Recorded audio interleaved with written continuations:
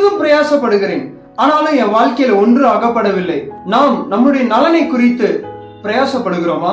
நம் வாழ்க்கையின் மேன்மை குறித்து பிரயாசப்படுகிறோமா? நம் சரீரத்தின் பலத்தை குறித்து பிரயாசப்படுகிறோமா? இன்றைக்கு கர்த்தருடைய வார்த்தை உங்களுக்கு நேராய் வருகிறது. லூக்கா 5ஆம் அதிகாரம் 5, 6, 7 ஆகிய வசனங்களில் சீமோன் பேதுரு எண்ணப்பட்ட ஒரு மனுஷன், அவன் ராம் முழுவதும் மீன்களை பிடிக்க பிரயாசப்படுகிறான். ஆனால் வேதம் சொல்லுகிறது ஒன்றும் அகப்படவில்லை. ஏனென்றால் அவனுடைய படகிலே இயேசு இல்லை.